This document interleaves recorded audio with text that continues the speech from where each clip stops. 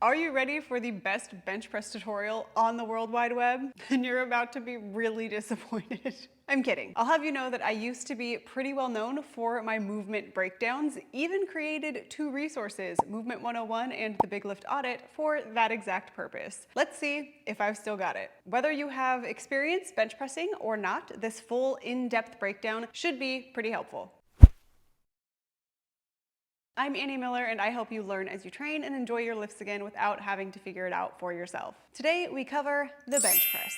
What is the bench press? First off, it is a closed-chained horizontal press that works primarily the pecs, but also calls upon the triceps for pressing and the lats and serratus anterior for stabilizing. For your setup and loading the bar, you're gonna simply put the weight on the bar and then add collars if you wish, but I don't actually suggest using collars with bench press because when you fail, we want to allow the weight to slide off each end versus you getting pinned under the bar and being stuck there without a way to remove the weight. You can use safety bars or not. The safety bar, if you use them, should be 1 inch below your bottom position, which you will want to check with an empty barbell first. The actual bench should be at or below your knee. If the bench is too high, then you will want to elevate your feet on either plates or wedges. Looking at form from the bottom up, we want your legs to be wide, whatever feels best for you, but we want to make sure that you can have glute engagement and use your leg drive in the bench press, so we don't want them just hanging off willy-nilly. As far as your actual foot position goes, if they're on the ground or on plates, you can have them flat or pull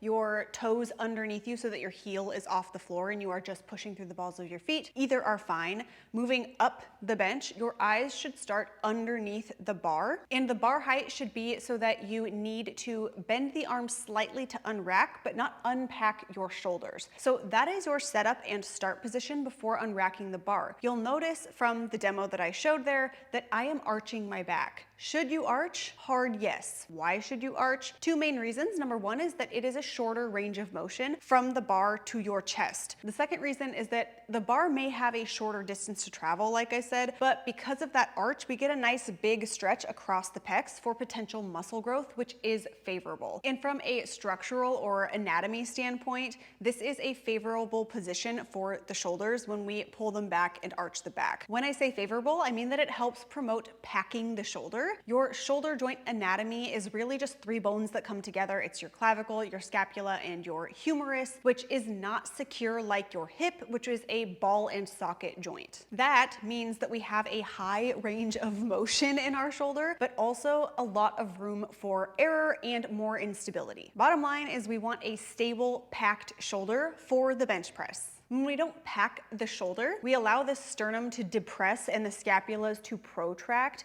Your lats and serratus anterior aren't doing their job, versus when we lock that shoulder in and pack it, then the whole body is going to move as one unit.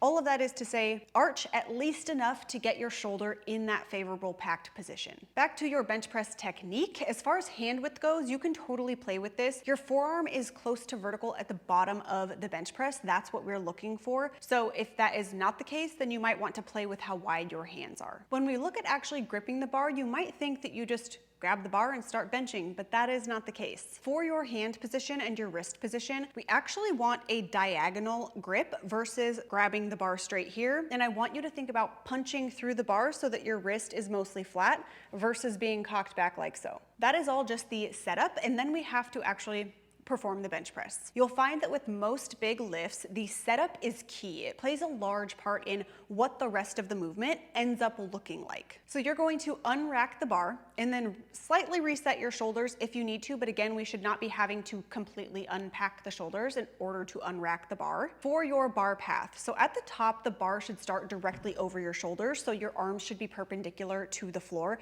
And then as you drop down in the actual bench press, the bar should drop at a slight diagonal until it hits either the bottom of your sports bra or the bottom of your sternum. So we have a diagonal bar path on the way down, and then it can either be diagonal on the way up or have kind of a J format to it. That's fine too. How to fail the bench press, I already kind of talked about this earlier, but you want to ideally not have collars on, and then you're just going to dump one side, let the weight slide off, and then dump the other side, let that weight slide off, and then roll the bar down your body. Have you ever failed a bench press lift, or is that a fear of yours? Let me know down in the comments below, and I hope that this tip was helpful. There you have it. That felt short, but it was my full breakdown of bench press. Is it the best one that you have seen? Probably not, but let me know down below, and be sure to subscribe so that you don't miss any more epic videos. LOL. Okay, bye.